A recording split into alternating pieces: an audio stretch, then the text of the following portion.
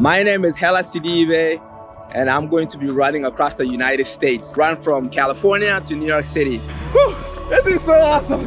And we're gonna make this happen, guys. And you guys are gonna be a part of this. We're gonna do this for a greater cause. Let's make this world a better place.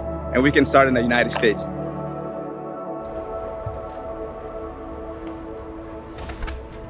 I've been running every single day, no matter the circumstances, since May 15th of 2017. Running was one of those things that I was always afraid of. I grew up playing soccer my whole life, and you can't play soccer without running. But there's a purpose behind it. You're chasing the ball, you're trying to win the ball, you're attacking, you're defending, you're scoring, you're heading, you're tackling.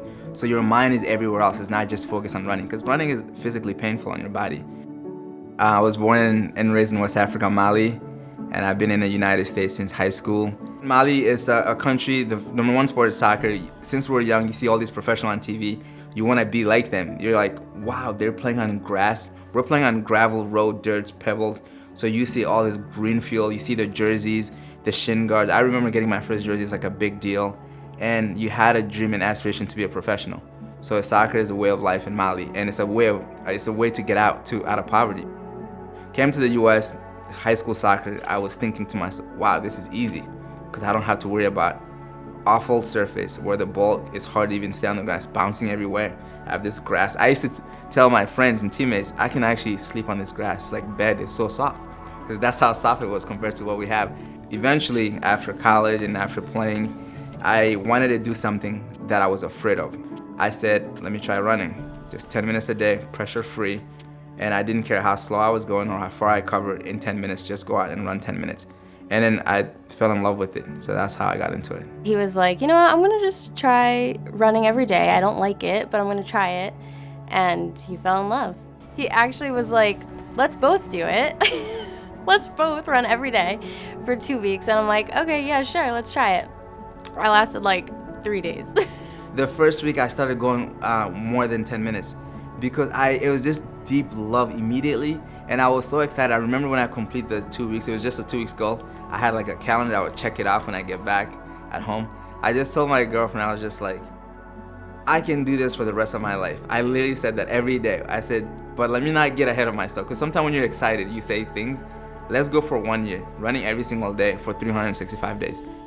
So after the first year, I was like, this is awesome, I did this. Let me see if I can do it twice, 2 years in a row.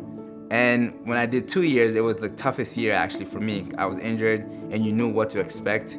And the different season coming up again, the winter, the summer. We just did 5.5 miles, funny because I can't talk because my mouth is frozen. And so after the 2 years, as I'm sitting there in the kitchen on the dining table, I remember, I was like, I need to do something now. Running is a part of my daily routine, it's never gonna change. What can I do to challenge myself? But not so much for myself, but something bigger than me. And something hit me, I said, I wanna run across the country. And then my girl looks at me, she's like, oh no. I'm always the one that's like, wait, is that a good idea? But it always winds up being like something amazing. So I have to kind of let my fears go and let him do, the things he dreams of. We looked into it, we did research. People have done this, over 300 people have completed it. And I said, okay, this is awesome, I wanna do this. And we found someone who was actually finishing theirs. I met with him to do his last 17 miles. And I got to see it firsthand what it kind of takes a little bit, being around that crowd and energy. And then I said, I'm doing this. So that's when the idea came up. The world record, listen to this. This is gonna blow your mind. It blew my mind. 42 days to run from West Coast to East Coast, running 75 miles a day. Yeah, 75 miles a day. This guy was running 75 miles a day. He's an ultra runner. He's been doing this his whole life. He didn't just start running 3 years ago. So it's a life training. I really want to see what my body and mind can do and how much I really can push it and really test out the whole thing. Like Kipchoge said, no human's limited, and I do believe that, and I want to see my limit and try to break through that. Would you stop and then? If I have to stop and even come back home, I'm gonna go back where I stopped and I'm gonna finish it. Even if it's on my own, I would make it happen. Once he has a goal in mind, he's gonna do anything to reach the goal, which is amazing. But also, I just don't want him to push himself too hard because he is very competitive. He kind of is like, he wants to just go, go, go. So I have to kind of be the one to be like, all right, just chill, like let your body, recover. My initial plan was to run from New York City to LA, but when I spoke to people, it's best to run from LA to New York, it's gonna make it a little more easier. It's not gonna be easy, it's gonna be a little easier because you get the tailwind. And I didn't want to go through the Rocky Mountains and the high altitude, so I'm going down toward the southern part of the United States. So it's gonna be California, Arizona, New Mexico, Texas, a little bit Oklahoma, Missouri, Illinois, Indiana, Ohio, slightly Maryland, Pennsylvania, New Jersey, New York. So that's gonna be the route. So I'm gonna be down and making my way up and then get to the East Coast. Those 3 months, so I'm just gonna be thinking about the people that need my help.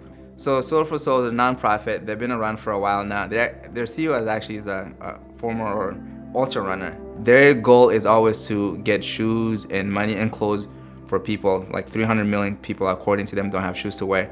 And not just that, they provide financial stability for people in third world countries that are poor. 100% of the proceeds goes to that.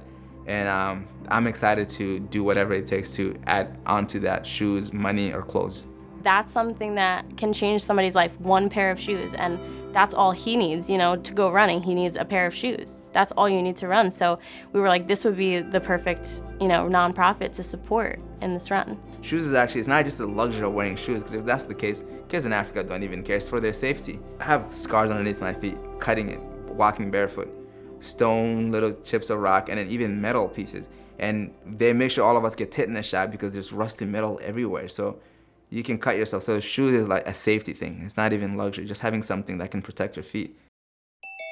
I got a question for you. So you went through all these craziness, going over again, pulling a truck for a marathon, swimming 1,700 plus miles, getting stung by jellyfish, and finding a way to push yourself and to be where you're at today mentally. So what does it take for you to get to that level? What would you give to me as an advice? I always say to people like that your reasons to continue need to be bigger than your reasons to stop. It's become known as the Stockdale paradox. So Admiral Stockdale basically was a prisoner of war in Vietnam, was captured, tortured, interrogated, like just awful conditions. And he basically said that you cannot lose sight of hope. So Hellah, like when you're running 3,000 miles, 100 days, it's going to be hell. There's going to be periods. I like, expect that, yes. Hope. It will be over. If you keep putting one foot in front of the other, it will be over eventually. But at exactly the same time, you cannot not face up to your current reality. Yes. Like it's I really love crappy. this. I love this. It's horrible. It's ugly. You know, your toenails. Accepting the hardship of it. That's amazing. Thank you for sharing that. Man, I can see where your mind is, that mentality. I think a secret weapon of yours really is going to be Alexa. I really think she's going to be amazing for you. Yeah, 100%. She'll know when you're like really being like so honest with yourself, you're exhausted, you're in a hole, you're in a dark place. She'll probably be the only person who can actually pull you out. I'm gonna have you on speed dial, so I'm like, I need some of the pep talk from Ross. I'm struggling right now. I say, Bill, dial him right now. I need to talk to him. Thank you so much for your time. I appreciate it. Hearing your insight and your experience, it means a lot. So March 2021, we're getting after it no matter the circumstances. That's the motto. You're a legend. Hellah, thank you so much, brother. We'll talk to you. I'm gonna be careful because I don't want to kill myself. I'm gonna make sure, that's what I'm gonna do, check all my vitals, my heart, my kidney, liver, and things like that, do a blood test. But I'm willing to put myself through any pain because it's not about me. In case he gets hurt or, you know, anything comes up with his health, we do have a doctor that hopefully will be on call and able to help with anything. So this is a big endeavor. It's not like a normal marathon or ultra marathon. So he's literally running from one side of the country to the other side. So I think before he actually runs, we have to make sure his body, his mind, and his heart are strong enough to run. So there's a lot of preventive things that we need to do to make sure his heart is strong enough, to make sure all his vital organs like his kidneys and liver, his blood pressure is controlled. And also preparation as far as his nutrition and hydrations. We see that in marathon runners that they can either overhydrate themselves or underhydrate themselves. Also nutrition is key, so he's gonna be burning a lot of calories a day, probably 5,000 to 6,000 calories a day. He's also a vegan athlete too, so which is another, you know, we think of vegans, they're not getting enough nutrition, they're not getting enough protein, and they're not good athletes, but you can see, you know, if he can run the way he's been running and run cross country, that diet is a good diet for everybody. Hopefully I'll be able to get out there a few times to actually physically see him, but I'm available if he needs me. If he wants to talk to me while he's running, you know, we can do that as well. The one thing that I admire most about him is his work ethic, and he's always just like positive and happy to do anything, like literally anything. Like, oh, you want me to do the dishes? All right, like I'll do the dishes. He puts music on, he's happy, he's like always living in the moment and just ready to do anything and happy to do anything. I think a full life is just being happy.